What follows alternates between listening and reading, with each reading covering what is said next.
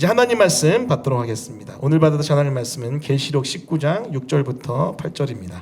계시록 19장 6절부터 8절까지의 말씀. 여러분 가지고 오신 성경 혹은 어플 앞에 PPT 보시면서 하나님 말씀 나누도록 하겠습니다. 계시록 19장 6절부터 8절. 제가 가진 성경으로는 신약 성경 419면에 위치했습니다. 계시록 19장 6절부터 8절. 제가 한 절 여러분이 한 절 마지막 절 함께 읽겠습니다. 제가 먼저 읽습니다. 또 내가 들으니 허다한 무리의 음성과도 같고 많은 물소리와도 같고 큰 우레소리와도 같은 소리로 이르되 할렐루야 주 우리 하나님 곧 전능하신 이가 통치하시도다. 우리가 즐거워하고 크게 기뻐함 그에게 영광을 돌리세 어린 양의 혼인 기약이 이르렀고 그의 아내가 자신을 준비하였으므로 함께 읽겠습니다. 그에게 빛나고 깨끗한 세마포 옷을 입도록 허락하셨으니 이 세마포 옷은 성도들의 옳은 행실이로다 하더라. 아멘. 오늘 말씀은요 요한계시록 19장 6절부터 8절까지의 말씀을 본문으로 정체성 설교입니다. 후에마이 두 번째 어린 양 예수의 신부 어린 양 예수의 신부라는 제목의 하나님 말씀을 증거하겠습니다. 여러분 기독교라는 말은요 어디에서 왔을까요? 기독교는요 그리스도교에서 온 말인데 이제 한자로 그리스도를 이렇게 표현해 보자고 할 때 기독이라는 단어를 써서 표현했다고 합니다. 자, 근데 여러분 그리스도는 누구시죠? 그리스도는 바로 예수님을 뜻하죠. 자, 그렇기 때문에 기독교는요 그리스도교는요 예수교라고 이야기할 수 있습니다. 여러분 우리 교회가 속해 있는 교단인 대한예수교 장로회 합동교단도 보시면 대한예수교라고 얘기합니다. 대한기독교가 아니라 대한예수교. 왜 그렇습니까? 예수 중심의 공동체가 바로 교회이기 때문에 교회는 예수교라고도 충분히 부를 수 있죠. 그것이 바로 예수교회인 우리 교회의 정체성입니다. 자, 그런데 여러분 이렇게 묻겠습니다. 예수교회 공동체. 자, 그런데 여러분에게 있어서 예수님은 누구십니까? 나에게 있어서 예수님은 누구이신가? 그리고 여러분 예수님을 뭐라고 부르며 여러분 예수님과 교제하십니까? 여러분 어떤 분들은요 예수님을 주님이라고 부를 수 있습니다. 바울도 그랬죠. 예수 그리스도의 종 바울은이라고 하면서 자기 자신을 종이라고 고백하며 예수님을 주인이라고 고백하기도 했죠. 그리고 여러분 로마서 8장 29절 말씀 보니까요 많은 형제들 중에서 맏아들이 되게 하려 하심이라라는 말씀이 있는데 이래서 우리 주님을 우리 형제 자매들의 맏아들 맏오빠라고 부를 수 있죠. 여러분 제가 이 말씀을 어느 교회 공동체 가서 증거하니까 은혜를 받은 그 제가 그 말씀을 붙들고 어떻게 기도했냐면요. 보통 우리가 기도할 때 주여라고 기도하잖아요. 근데 그분은 형님 이렇게 기도하시더라고요. 우리 주님이 큰 형님이시다. 굉장히 적용을 잘한 거죠. 여러분 우리는요. 여러분 한 사람 한 사람은요. 예수님을 누구라고 고백하고 누구라고 부르며 교제하고 있습니까? 여러분 이것이 왜 중요하냐면요. 우리의 정체성이 바로 예수님 안에서 다시 한번 세워지기 때문에 그렇습니다. 나에게 예수님은 누구십니까는요. 바꿔 말하면 예수님 안에서 나는 누구입니까? 라는 질문으로 되돌아오기 때문에 그래요. 나는 예수님을 무엇으로 부르고 또 예수님이 나를 누구로 부르며 나는 교제하고 있는가. 예수 중심 공동체인 우리 교회 또 여러분 한 사람 한 사람은 우리는 예수님을 무엇으로 누구로 불러야 될까요? 또 그 주님은 나를 뭐라고 부를까요? 오늘 본문 말씀을 보시면은 우리 주님이 우리를 이렇게 부릅니다. 계시록 19장 7절 말씀인데 제가 읽겠습니다. 따라오십시오. 우리가 즐거워하고 크게 기뻐하며 그에게 영광을 돌리세 어린 양의 혼인 기약이 이르렀고 그의 아내가 자신을 준비하였으므로. 따라해 보겠습니다. 그의 아내. 다시 한번 그의 아내. 여러분 사도 요한은요 지금 마지막 때에 되어질 일을 내다보면서 이렇게 비전을 기술하고 있는데요. 묘사하고 있는데 마지막에 어린 양으로 표현되신 예수님의 혼인잔치가 있는데 누구와 여러분 결혼하냐면요. 그의 아내인 그의 신부인 성도들과 결혼하는 거예요. 8절 그 아내의 정체가 등장합니다. 성도들입니다. 성도들. 여기서 우리가 알 수 있는 아주 중요한 우리의 정체성이 있습니다. 그것은 바로 어린 양 대신 예수님의 신부 아내라는 거예요. 사랑하는 성도 여러분 지난주 우리는 하나님 아버지의 자녀라는 아들과 딸이라는 정체성을 가슴에 새겼습니다. 자, 이어서 오늘은요 이 정체성을 꼭 기억하세요. 여러분 한 사람 한 사람은 어린 양 예수 그리스도의 신부인 줄 믿습니다. 할렐루야. 그 신부라는 정체성이 여러분 우리 마음속에 깊숙이 새겨져야 됩니다. 근데 사실 많은 지체들이 많은 성도들이 예수님의 신부라는 정체성을 사실 좀 어색해합니다. 좀 그리고 낯설어합니다. 왜 그럴까요? 이런 메시지가 광단에서 많이 증거되지 않았기 때문에 그래요. 자, 그래서 오늘은요, 어린 양 예수 그리스도의 신부로서 우리 도대체 누구인지를 세 가지 포인트를 통해서 오늘 말씀 가운데 찾아보려고 하는데요. 이 메시지가 여러분 마음속에 가득 심겨져서 나는 예수님의 신부입니다라는 그 정체성이 여러분 마음 가운데 바로 세워지기를 예수님 이름으로 축원합니다. 할렐루야. 자, 그렇다면 어린 양 예수 그리스도의 신부, 그 구체적인 정체성의 모습 첫 번째는 무엇일까요? 그것은 바로 예수님의 소유된 신부라는 거예요. 따라해 봅니다. 예수님의 소유된 신부. 자, 7절 말씀 다시 보면은 사도 요한은 그의 교회에 대해서, 예수 그리스도의 교회에 대해서 뭐라고 표현했다고 그랬죠? 바로 그의 아내라고 그랬습니다. 그의 아내, 그의 신부라고 이야기했어요.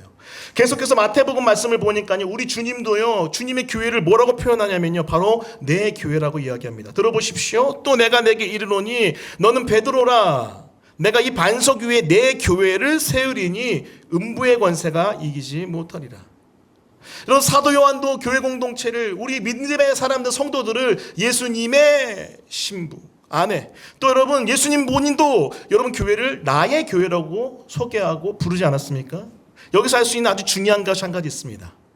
그의, 나의, 여러분 문법적으로 뭐죠? 소유격이에요. 소유격. 여러분 교회는요 예수님의 것인 거예요. 여러분 성도들은요 예수님의 소유된 것인 것이죠. 여기서 우리가 알 수 있는, 문법적으로도 알 수 있는 건 무엇이냐면 바로 교회는요, 우리 성도들은요 예수님 거라는 겁니다. 예수님의 소유된 공동체. 근데 여러분 이것을요 배경을 좀 더 알면은요 좀 더 사실적으로 다가올 수 있는데, 이 메시지가 여러분 유대 결혼의 풍습이 이렇습니다. 한번 들어보세요. 유대 결혼은요 먼저 약혼을 합니다. 우리나라는 지금 사실 약혼 거의 없어졌죠. 그냥 바로 결혼식을 하죠. 사실 요즘 결혼 예배도 없이 그냥 결혼식도 없이 그냥 바로 혼인신고하는 경우도 많은데, 유대 결혼은요 약혼식을 합니다.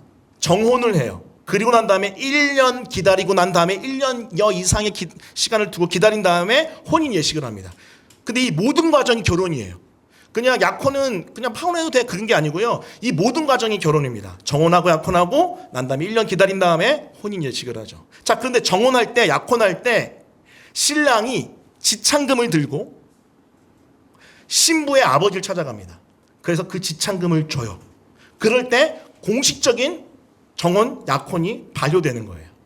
근데 여러분 이 지창금의 성격이 뭐냐면요, 지창금을 지급할 때 신부에 대한 신랑의 법적인 사회적 지위가 획득이 됩니다. 굉장히 중요합니다. 그래서 1년 동안 이 신부는 이 신랑의 것, 그리고 신랑은 신부의 것이 되는 거예요. 자, 그런데 여러분 재밌죠? 대가 지불이 있어야 결혼으로 들어갈 수 있다는 것. 그럼 뭔가의 희생이 있어야지 결혼으로 들어갈 수 있다는 것. 이 메시지 여러분 굉장히 독특하지만 뭔가 암시하는 것 같지 않습니까? 사실 우리 예수님께서도 우리와 결혼하시기 위해서 엄청난 대가 지불하셨죠. 여러분 말씀 보십시오. 요한복음 19장 30절 말씀입니다. 우리 다 같이 한번 읽어보겠습니다. 다 같이 읽습니다. 자, 시작. 예수께서 신 포도주를 받으신 후에 이르시되 다 이루었다 하시고 머리를 숙이니 영혼이 떠나가시니라. 예수님이 십자가에서 죽기 전에 하신 마지막 일성이 뭐냐면요, 다 이루었다 합니다. 다 이루었다. 근데 여러분 이 다 이루었다의 헬라어를 보니까요 테텔레스타이라는 단어예요. 이 테텔레스타이는 뭐냐면은 텔로의 현재 완료형 수동태인데 완전히 끝난 걸 뜻해요. 근데 여러분 이건 상업용어입니다. 무슨 뜻이에요? 완불되었다. 그리고 빚이 다 갚아졌다는 거예요. 여러분 다 이루었다. 테텔레스타이 하면서 돌아가셨는데, 여러분 우리의 죄값을 다 치렀다라는 법적인 의미도 있지만요, 사실은 결혼의 관점에서 보면요 우리 주님이 지창금을 다 내신 거예요.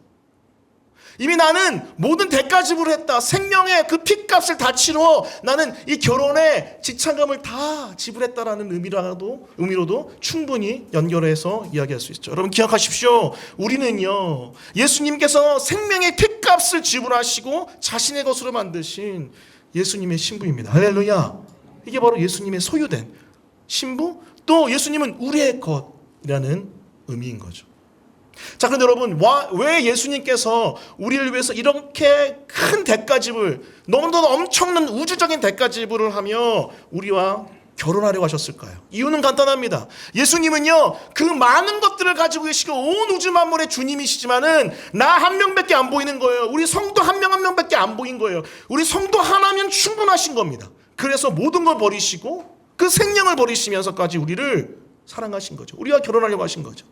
다시 말하면 성도 하나면 충분하셨던 우리 주님.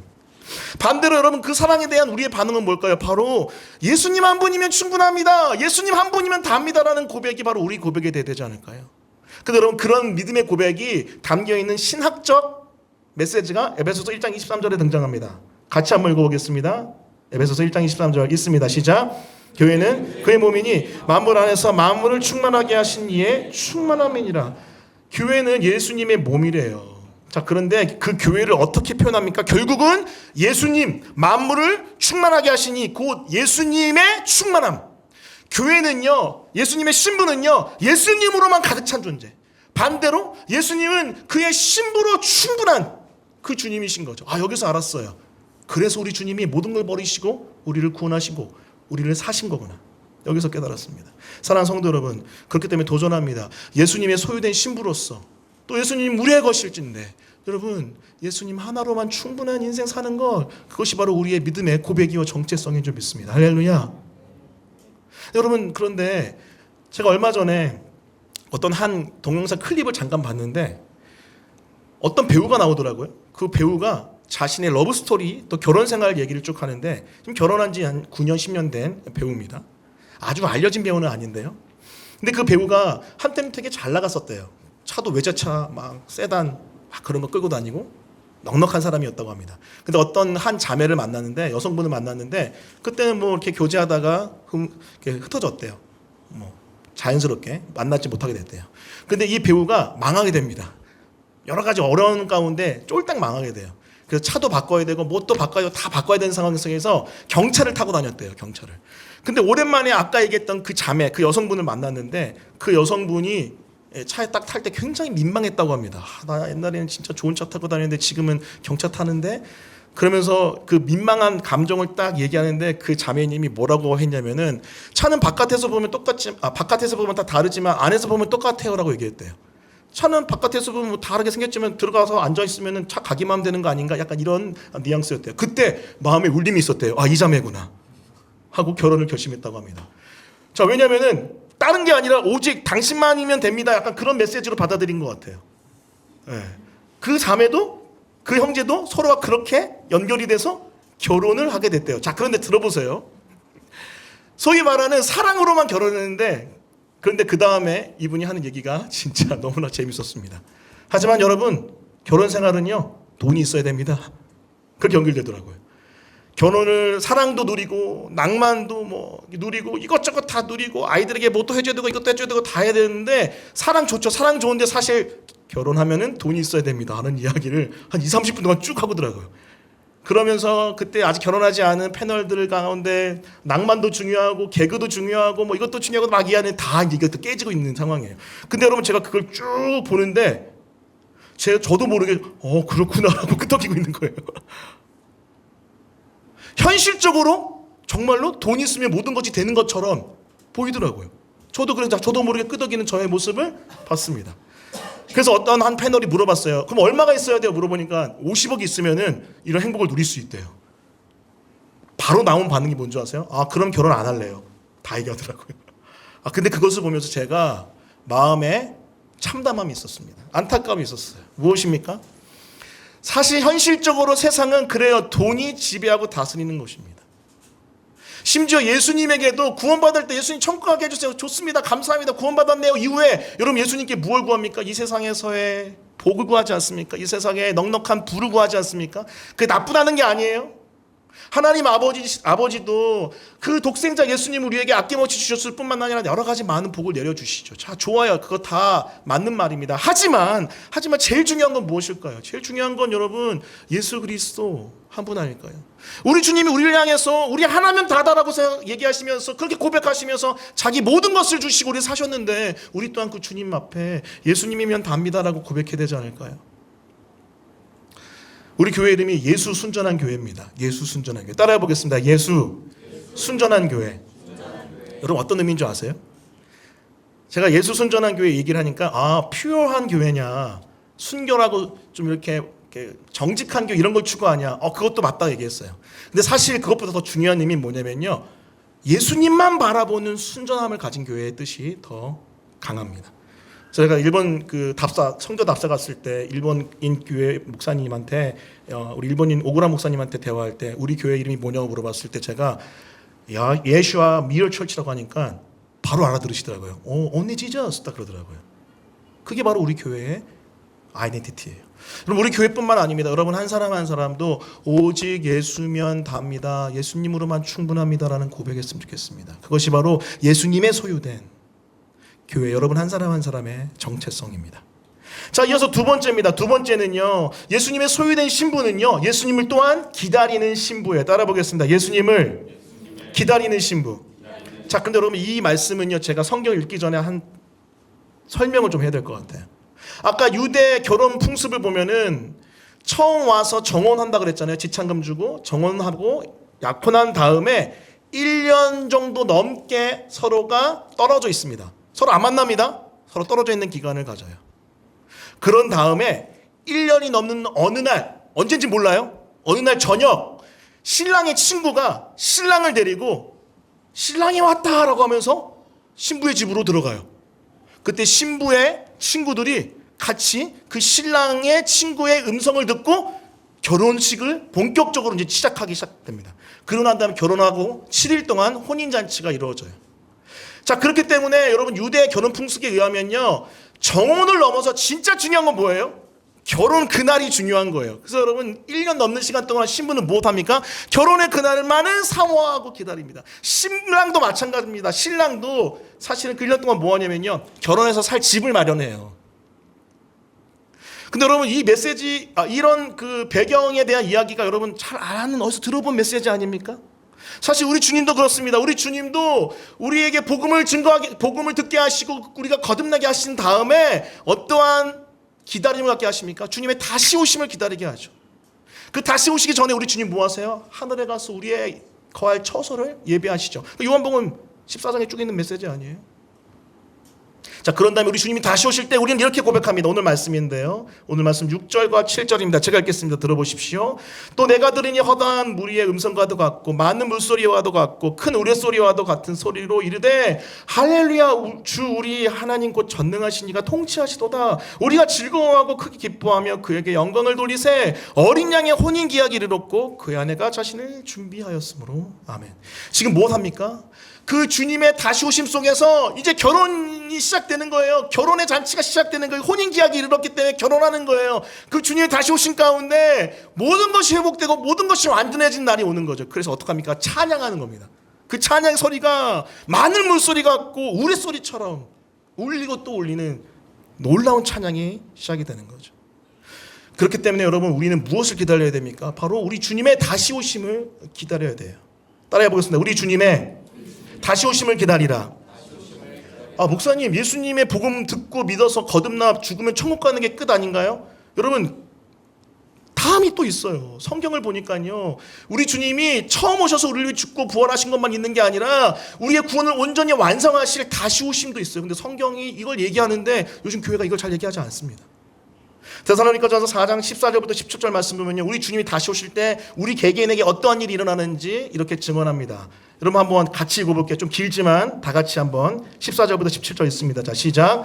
우리가 예수께서 죽으셨다가 다시 살아나심을 믿을진대 이와 같이 예수 안에서 자는 자들도 하나님이 그와 함께 데리고 오시리라. 우리가 주의 말씀으로 너희에게 이것을 말하노니 주께서 강림하실 때까지 우리 살아남아 있는 자도 자는 자보다 결코 앞서지 못하리라. 주께서 호령과 천사장의 소리와 하나님의 나팔 소리로 친히 하늘로부터 강림하시리니 그리스도 안에서 죽은 자들이 먼저 일어나고 그 후에 우리 살아남은 자들도 그들과 함께 구름 속으로 끌어올려 공중에서 주를 영접하게 하시리니 그리하여 우리가 항상 주와 함께 있으리라. 아멘. 14절. 예수님의 죽으심과 부활을 여러분 믿으시죠? 그럼 우리는 거듭난 존재들입니다. 그 존재들이 예수님 믿고 죽으면 어떻게 돼요? 우리의 육체는 흙이 되어 이 땅으로 사라지지만은 우리 영혼은 하나님의 보좌가 있는 낙원으로 천국으로 가게 되죠. 자, 그런데 여러분 들어보세요. 예수님이 다시 오세요. 다시 오실 때 어떻게 됩니까? 그 영혼도 같이 와요. 목사님 처음 들어본 메시지인데요. 여러분 이거 처음 들어봤으면 사실 슬픈 거예요. 우리 교회 공동체 1년 넘게 오신 분들은 아마 몇 번 들으셨을 텐데 다시 한번 이야기하겠습니다. 예수님이 오실 때 그 영혼들도 같이 와요. 하나님이 그와 함께 데리고 오시리라. 누굴요? 예수님 안에서 자는 자들. 그 영혼은 천국에 있고 그 육은 이 땅에 죽어 흙이 된 존재들. 그 영혼을 우리 주님이 데리고 오시는데 첫 번째 나타나는 일이 뭐냐면 우리 주님이 오셨을 때 첫 번째 나타나는 것은 16절 그리스도 안에서 죽은 자들이 먼저 일어납니다. 그 영혼들이 이 땅에 오면서 우리 주님과 함께 오면서 첫 번째 일어나는 것은 이 땅에 흙이 되어버린 육체가 살아나서 그 영혼과 연합해서 영원한 존재가 돼요. 그걸 뭐라 그러냐면요, 신학 용어로 부활체라고 부릅니다. 따라해보세요. 부활체. 부활한 몸이에요. 영원한 몸. 예수님 같은 몸. 자, 그리고 그 다음에 어떻게 돼? 그 후에 내가 만약에 그때 살아있으면 어떻게 돼요? 살아있는 존재가 변화돼서 영원한 몸으로 변화돼서 그들과 함께, 그 부활한 그들과 함께 구름 속으로 끌어올려. 이게 구름 속으로 끌어올려를 여러분 한문으로 이야기하면 휴거예요. 휴거. 끌어올려 공중에서 예수님을 영접합니다. 예수님 만나게 돼요. 그러면서 여러분 이 땅에 내려와서 혼인잔치를 맺게 되고 우리는 영원하게 살게 되는 거죠. 이런 살아남은 자들의 변화를요, 변화된 몸을요, 변화체라고 불러요. 따라해 보겠습니다. 변화체. 여러분 예수님 믿고 여러분 영혼만 구원받는 게 아닙니다. 예수님 다시 오실 때 영원한 몸 있게 돼요. 전 존재의 구원이 일어나는 거죠. 여러분 기대되지 않습니까? 내 영혼만 구원받아 천국 가는 게 아니라 내 육체도 완전한 몸으로 변화되어서 예수님 같은 몸으로 변화돼서 영원한 몸을 입게 된다는 거. 부활체든 변화체든 그런 역사가 나타나는 거. 언제요? 예수님 다시 오실 때. 그것을 우리는 기다리는 거예요. 기다리는 겁니다. 예수님 믿고 죽으면 천국에서 기다리는 것이고요. 예수님 믿고 아직 죽지 않은 상태에서 예수님 다시 오시면은 우리는 그 날을 기다리는 거죠. 여러분 그뿐만이 아닙니다. 계시록 21장 2절부터 4절 말씀 보니까요, 여러분 이 온 세계가 새로워진 리뉴되는 역사가 일어납니다. 여러분 2절부터 4절 말씀 또 한번 같이 읽어볼게요. 같이 읽습니다. 자, 시작. 또 내가 보매 거룩한 성 새 예루살렘이 하나님께로부터 하늘에서 내려오니 그 준비한 것이 신부가 남편을 위하여 단장한 것 같더라. 내가 들으니 고자에서 큰 음성이 나서 이르되 보라 하나님의 장막이 사람들과 함께 있음에 하나님이 그들과 함께 계시리니 그들은 하나님의 백성이 되고 하나님은 친히 그들과 함께 계셔서 모든 눈물을 그 눈에서 닦아주시니 다시는 사망이 없고 애통하는 것이나 곡하는 것이나 아픈 것이나 다시 있지 아니하니 처음 것들이 다 지나갔음이로라. 따라해 보겠습니다. 처음 것들이 다 지나갔음이로라. 여러분 2절 말씀 보면은요, 거룩한 성 예루살렘이 이 땅에 내려오는데요, 그 모습이 신부가 남편을 위해 단장한 것 같아요. 결국 성도들을 뜻해요. 여기도 여러분 남편과 아내, 아내와 남편의 이미지가 등장하죠. 근데 여러분 예수님이 다시 오신 이후에 여러분 회복된 우리뿐만 아니라 여러분 이 온 세계에 있는 죽음과 눈물과 아픔도 다 사라지고 이 온 세계가 하나님이 원래 원하시는, 아니 그 이상의 새로움으로 변화된다는 거예요. 3절 마지막, 하나님은 친히 그들과 함께 계셔서 모든 눈물을 그 눈에서 닦아주시니 다시는 사망이 없고 애통하는 것이나 곡하는 것이나 아픈 것이 다시 있지 않습니다. 완전히 새로워진, 죽음이 떠나간, 사망이 떠나간 완전히 회복된 하나님의 나라, 처음 것들이 다 지나간 리뉴된 새로운 나라가 오게 되는 거죠. 우리의 존재뿐만 아니라 이 모든 세상이 새롭게 변화되는 그날이 언제예요? 예수님 다시 오실 때 일어난다는 거예요. 그래서 여러분 신부된, 예수님의 소유된 신부로서 우리는 무엇을 기다립니까? 그 주님의 다시 오심을 간절하게 기다려야 될 줄 믿습니다. 할렐루야. 이것이 바로 예수님의 다시 오심을 기다리는 신부의 믿음입니다. 초대교회는 인사가 있었습니다. 무슨 인사냐면요, 마라나타예요. 마라나타. 서로가 만나면요, 마라나타 인사했습니다.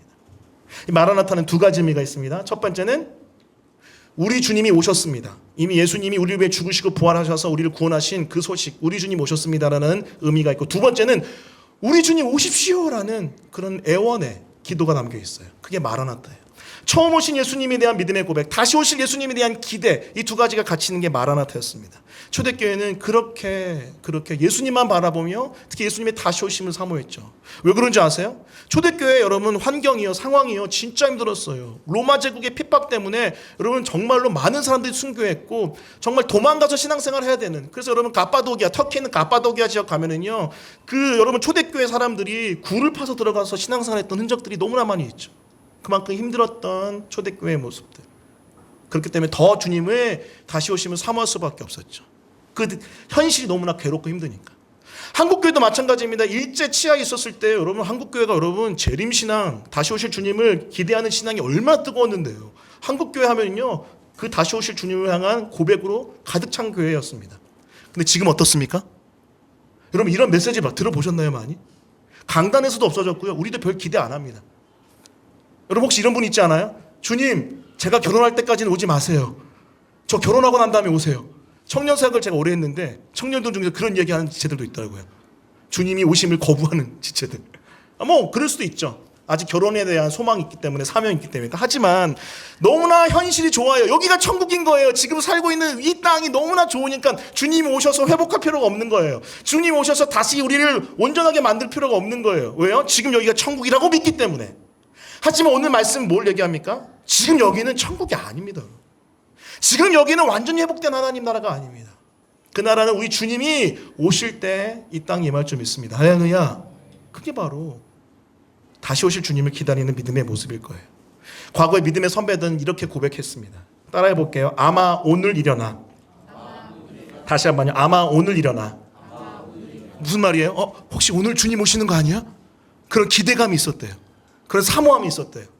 그리고 여러분, 주님 고대가라고 하는 찬양이 있는데, 손양은 목사님, 순교하신 손양은 목사님이 만드신 찬양이에요. 한번 보세요. 그다음 보시면 잘 보이실지 모르겠는데 제가 한번 읽어드릴게요. 1절 보시면은 낮에나 밤에나 눈물 머금고 내 주님 오시기만 고대합니다.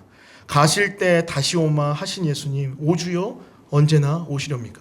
옛날 노래는 다 길었어요. 6절이나 되네요. 오주여 언제나, 마지막 오주여 언제나 오시렵니까? 이 노래가 얼마나 구슬픈지 아세요? 낮에나 밤에나 눈물 머금고 내 주님 오시기만 고대합니다. 정말 절절해요. 절절해. 그래서 주님이 오실까봐 하늘만 바라보고 있는 손양원 목사님의 노래가 바로 이 노래입니다. 옛날 믿음의 선배들은 다 이렇습니다. 도전합니다. 우리는 그런 주님의 다시 오심을 소망하고 사모합니까? 혹시 너무 이 땅이 좋아서 그 주님의 다시 오심 가운데 일어나는 통치와 영원한 하나님의 나라의 그 다스리심을 별 기대하지 않는 거 아닙니까? 우리가 기대 안 하니까요. 누가 다 가져갔어요? 이단이 다 가져갔어요. 여러분, 요한계시록 종말론 이단 어디가 있죠? 신천지. 여러분, 신천지 뜻이 뭔지 아세요? 신천지, 새로운 천지, 하늘 땅. 여러분, 요한계시록에 나와 있는 단어잖아요. 새하늘과 새 땅. 신천지가 가져가가지고 그 용어 쓰기도 이제 부담스러워.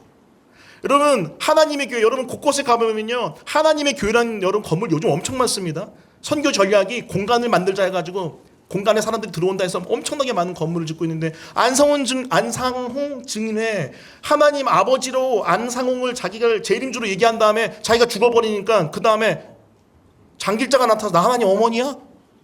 라고 얘기하면서 요한계시록 여러분 종말론 이단이 또 등장했어요. 진짜 많이 모입니다. 지금 한국교회 젊은이 없다 그러죠. 가보세요. 엄청나게 많은 젊은이들이 신천지, 하나님의 교회, JMS 다 여러분 이 이단이에요. 교회가 주의 다시 오심을 사모하고 신부로서의 정체성을 잃어버리니까 말도 안 되는 이단들이 다 가져가는 거죠. 다시 한번 도전합니다. 우리 주님 다시 오십니다. 할렐루야. 그 주님을 사모하고 기다리고 그 주님을 고대하는 우리가 되었으면 좋겠습니다. 그것이 우리가 기억해야 될 두 번째 포인트, 예수님을 기다리는 신부입니다. 자, 그렇게 예수님의 소유된 신부, 또 예수님의 다시 오심을 기다리는 신부, 그렇다면 그 기다리는 동안 뭐 해야 될까요? 세 번째 메시지입니다. 바로 예수님을 준비하는 신부가 되어야 돼요. 여러분, 오늘 말씀 보시면 7절에 이렇게 이야기합니다. 그의 아내가 자신을 준비하였으므로. 따라해 보겠습니다. 그의 아내가 자신을 준비하였으므로. 여러분, 예수님이 다시 오실 때에 교회 공동체, 하나님이 원하신 바로 그 교회는요, 자신을 준비합니다. 무슨 준비일까요? 8절에 그 내용이 나옵니다. 그 준비가 잘된 자에게 빛나고 깨끗한 세마포 옷을 입히는데요, 그 세마포 옷은요, 무엇을 의미하고 상징하냐면 성도들의 옳은 행실입니다. 거룩한 삶, 성결한 삶을 뜻하는 거죠. 여러분, 다시 유대 결혼 풍습으로 가겠습니다. 유대 결혼 풍습, 1년 동안 떨어져 있을 때 무엇을 확인하냐면요, 신랑과 신부의 순결함을 확인합니다. 서로가 하나님 앞에서 또 각자 앞에서 깨끗한 존재라는 것, 남자 여자를 가까이 하지 않은 존재라는 것을 확인해요. 그리고 자신들을 준비합니다. 준비해요. 그리고 아까 말씀드렸던 것처럼 아무도 알지 못하는 1년이 넘은 어느 날, 아무도 알 수 없는 그 시간에 갑자기 밤중에 신랑이 찾아 들어옵니다. 그리고 결혼 예식이 시작이 돼요.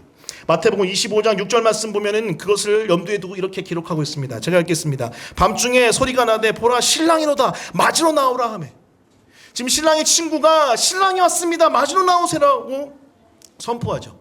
근데 여러분, 이건 마지막 때 어떻게 우리가 해석할 수 있습니까? 여러분, 교회 공동체에 여러분 경건한 목회자들이 예수님이 곧 다시 오십니다라고 이야기할 때 우리가 깨워서 그 주님의 다시 오심을 맞아들여야 되는 거죠. 그러면 그 전까지 어떻게 될까요? 그 전까지 우리는요, 경건한 삶으로 우리 자신을 준비해야 될 준비돼요. 사도행전서 5장 2절, 주의 날이 밤에 도둑같이 이룰 줄을 너희 자신이 자세히 알기 때문이라.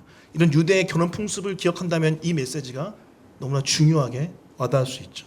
사랑하는 성도 여러분, 우리 주님이 다시 오실 때까지 우리는 우리의 삶을, 교회는 교회의 삶을 경건하고 거룩하게 준비해야 될 줄 믿습니다. 할렐루야. 근데 여러분 요즘 보면은요, 그렇게 예수님의 오심을 준비하는 신부의 모습이 아니라 너무나 많이 타락된 모습들이 많습니다. 여러분, 예수님이 이렇게 다시 오신 다음에 이 온 세계가, 또 우리의 존재가 여러분 그 영광스러운 몸을 입게 될 때, 여러분 이것을 신학적으로 얘기하면은요, 영화라고 불러요. 따라해 보겠습니다. 영화. 글로리피케이션이라고 불러요. 글로리피케이션. 영화된다고 얘기해요. 근데 이 영화는요, 반드시 저스티피케이션, 복음을 듣고 칭의받는, 의로워지는 그 과정이 먼저 있어야 됩니다. 그건 뭐예요? 예수님의 그 대가 지불을, 그 십자가의 사랑을 받아들여서 내 영혼이 거듭난 그 첫 번째 정원의 모습 아닌가요? 약혼의 모습 아니에요? 그렇게 여러분, 저스티피케이션, 칭의받은 사람은요, 예수님의 다시 오신 가운데 영화를 기대하고 소망해야 되는데, 그 사이에 반드시 있어야 될 게 있어요. 칭의와 영화 사이에 뭐가 있어야 돼요? 성화가 있어야 됩니다. sanctification. 근데 요즘 한국 교회가요, 칭의를 얘기하고요, 영화는 얘기하지도 않고 성화도 거의 얘기하지 않습니다. 예수 믿고 복 받으세요. 예수 믿으면 잘 됩니다. 예수 믿으면 영혼의 구원 받습니다. 이런 메시지는 많고 질비한데, 여러분 거룩한 삶을 사십시오. 하나님 앞에 성결해야 됩니다는 메시지가 점점 사라져가고 있는 것 같아요. 여러분, 인스타그램에 기독교인들이 만든 여러 채널도 있고 여러 페이지들이 있습니다. 근데 여러분, 인기 있는 채널이나 페이지 보면은요, 한 가지 특징이 있습니다. 뭔지 아세요? 위로해요.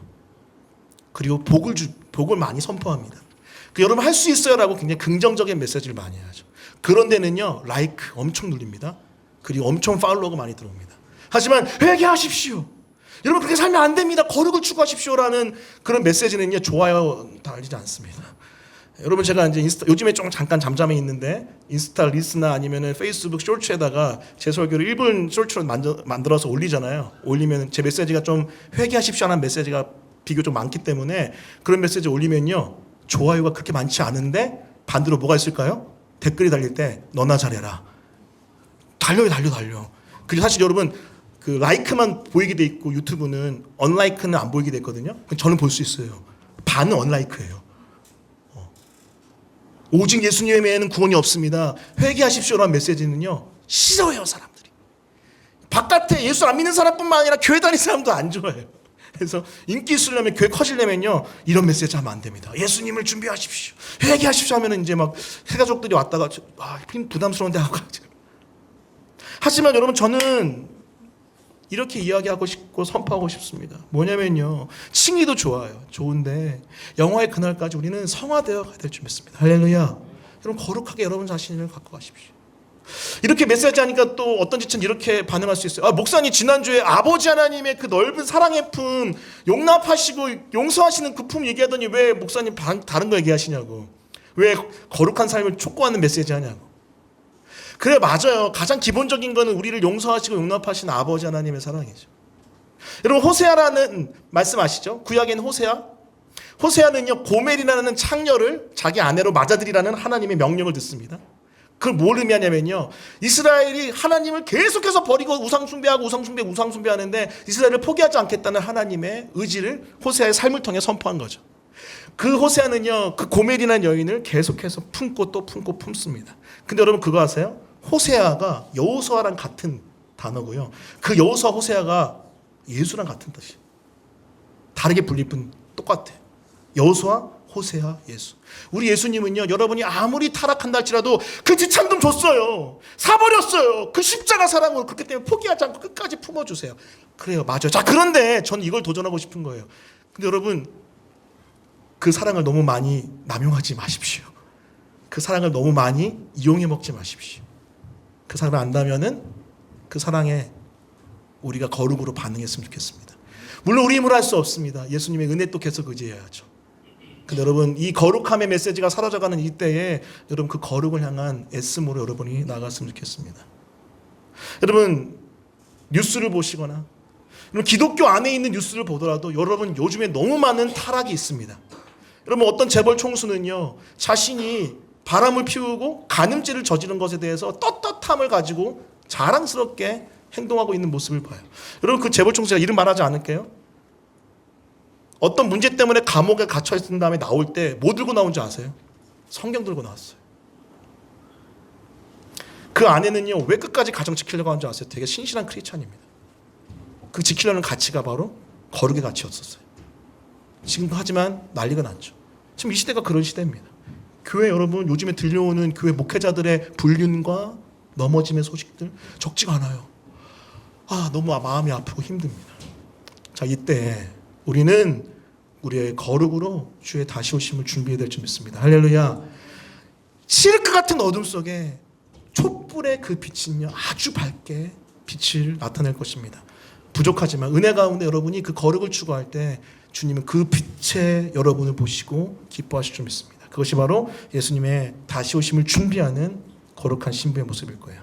오늘 말씀을 마무리하겠습니다. 계시록 19장 6절부터 8절, 우리에게 무슨 정체성을 가르쳐 줍니까? 예수님의 신부.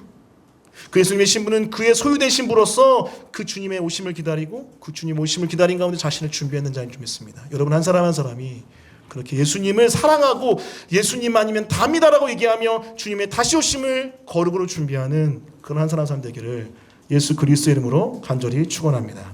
아멘. 자, 오늘 말씀을 기억하면서 같이 함께 찬양했으면 좋겠는데, 우리 아까 처음에 불렀던 찬양입니다. 나의 사랑하는 자의 목소리를 듣기 원하는, 우리 함께 같이 찬양하면서 우리 주님의 사랑의 속삭이심을 들음으로 믿음으로 반응하는 우리 모두가 되었으면 좋겠습니다. 우리 믿음으로 고백할까요? 나의 사랑하는 자의 목소리 듣기 원하네. 나의 사랑, 나의 어여쁜 자야. 바위 드문 미란 곳에서 듣기 원하네. 부드러운 주님의 음성. 다시 한번 나의 사랑하는 자의 목소리, 나의 사랑하는 자의 목소리 듣기 원하네. 나의 사랑, 나의 어여쁜 자야. 바위 틈이란 곳에서 듣기 원하네. 부드러운 주님의 음성. 나의 사랑, 나의 사랑, 나의 사랑, 나의 어여쁜 자야. 일어나 함께 가. 나의 사랑, 나의 사랑, 나의 사랑, 나의 어여쁜 자야. 일어나 함께 가자. 우리 소리 높여 다시 한번 나의 사랑하는 자의 목소리 듣기 원하네. 나의 사랑, 나의 어여쁜 자야. 바위 드문 미란 곳에서 듣기 원하네. 부드러운 주님의 우리 주님이 우리 가운데 말씀하십니다. 나의 사랑, 나의 사랑, 나의 사랑, 나의 어여쁜 자야. 일어나 함께 가. 나의 사랑, 나의 사랑, 나의 사랑, 나의 어여쁜 자야. 일어나 함께 다시 한번 나의 사랑. 나의 사랑, 나의 사랑, 나의 어여쁜 자야. 일어나 함께 가. 나의 사랑, 나의 사랑, 나의 사랑, 나의 어여쁜 자야. 일어나 함께 가. 일어나 함께 일어나 함께 가자.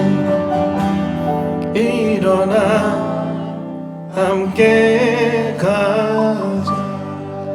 이 시간 좀 잠잠하게 말씀 기억하며 기도했으면 좋겠습니다. 지난주는 아버지 하나님의 아들과 딸로서의 정체성을 배웠는데요, 오늘 이어서 어린 양 예수님의 신부, 아내로서의 정체성을 배웠습니다. 우리는 예수님의 소유된 아내이고 그 소유된 아내로서 주의 다시 오심을 기다리고 준비하는 자인 줄 믿습니다. 오늘 말씀을 마음에 새기면서 주님, 제가 예수님의 신부로서 살아가고 호흡하게 도와주십시오. 우리 잠잠히 주님 앞에 묵상하며 기도하겠습니다. 기도합니다.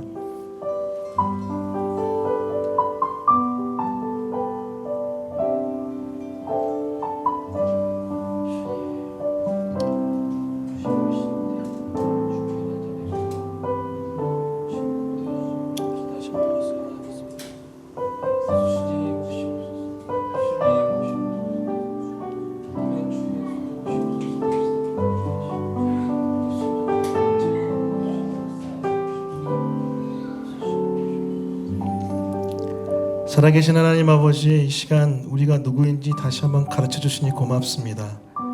우리는 예수님의 신부인 줄 믿습니다. 그 신부로서 주의 다시 오심을 기다리며 우리를 준비하는 자 되게 하시고, 무엇보다도 그 예수님만 사랑하는 우리 모두가 되게 도와주십시오. 아멘. 주 예수여 어서 오시옵소서. 사랑합니다. 감사합니다. 예수 그리스도 이름으로 기도합니다. 아멘. 지금 우리 구주 예수 그리스도의 은혜와 하늘 아버지의 말할 수 없는 사랑과 성령님의 함께 하시는 역사가 이 자리에 우리가 누구인지를 다시 한번 깨닫고 우리의 신부됨을 고백하며 증언하고 선포한 모든 영혼들 머리 위에 지금부터 영원까지 함께 있어야 할지어다. 아멘.